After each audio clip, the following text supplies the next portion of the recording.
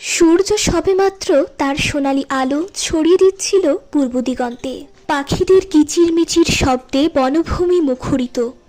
আয়েশা সবুজ পোশাক এবং সোনালি হিজাব মাথায় দিয়ে বনপথ দিয়ে হেঁটে যাচ্ছিল। তার মনে ছিল আল্লাহর প্রতি অগাধ বিশ্বাস। আয়েশা মনে মনে আল্লাহর নাম নিয়ে পথ চলছিল। তার মুখ থেকে একটি মৃদু দোয়া বের হলো, বিসমিল্লাহির রহমানির রহিম। আয়েশা বলে উঠল, আলহামদুলিল্লাহ, আজও দিনটি ভালো যাবে আশা করি। বলতে না বলতেই আয়েশার সামনে একটি থলে আবির্ভাব হলো। থলেটির মুখ খোলা, উপর দিয়ে স্বর্ণমুদ্রাগুলো চকচক করছে। দেখে আয়েশার চোখ উঠল কপালে। আয়েশা বলে উঠল, এতগুলো স্বর্ণমুদ্রা কোথা থেকে এলো? কে রেখে গেল এগুলো? আয়েশা স্বর্ণমুদ্রার থলেটি হাতে তুলে নিল। তার হৃদয় স্পন্দন বেড়ে গেল, কিন্তু এক মুহূর্তের জন্য তার মনে কোনো লোভ এলো না। বরং তার প্রথম চিন্তা হলো, যার জিনিস তাকে এটি ফিরিয়ে দিতে হবে। সে কতক্ষণ এটি নিয়ে অপেক্ষা করল এবং চারপাশে কতক্ষণ তাকালো, এই আশায় যদি তার প্রকৃত মালিককে খুঁজে পাওয়া যায়। আয়েশা যখন থলেটি হাতে নিয়ে ভাবছিল, হঠাৎ তার সামনে একটি উজ্জ্বল সাদা আলো ঝলসে উঠল। আলোটির ভিতর থেকে একটি হুজুরের প্রতিচ্ছবি ফুটে উঠল।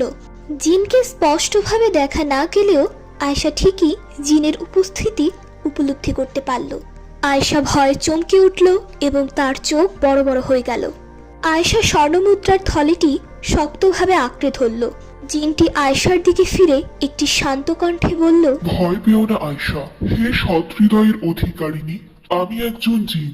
এই স্বর্ণমুদ্রার থলেটি আমারই। আমি তোমার নিয়তের পরীক্ষা করছিলাম। আয়েশা বিস্ময় ও ভয়ের মিশ্রিত অনুভূতি নিয়ে বলল, কিন্তু আমি কিভাবে জানবো যে আমি সৎ?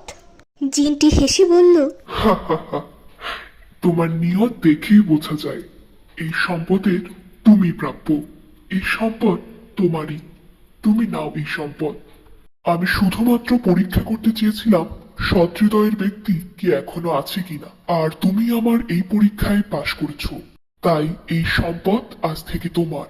আয়েশা কতক্ষণ ইতস্তত বোধ করল। সম্পদ নিতে তার দ্বিধা হচ্ছিল, কিন্তু জিনের কথা তার মনে এক অদ্ভুত শান্তি এনে দিল। সে বুঝল এটি আল্লাহর পক্ষ থেকে একটি পরীক্ষা এবং তার সততার পুরস্কার। সে বিনয়ের সাথে জিনের কাছ থেকে স্বর্ণমুদ্রার থলেটি নিল। তার চোখে কৃতজ্ঞতার অশ্রু চিকচিক করছিল। আয়েশা থলেটি বিসমিল্লাহ বলে গ্রহণ করল। তার মনে ছিল আল্লাহর প্রতি গভীর কৃতজ্ঞতা। ঠিক তখনই জিনটি একটি মৃদু আলোকরশ্মির মতো বাতাসে মিশে গেল। অদৃশ্য হয়ে যাওয়ার আগে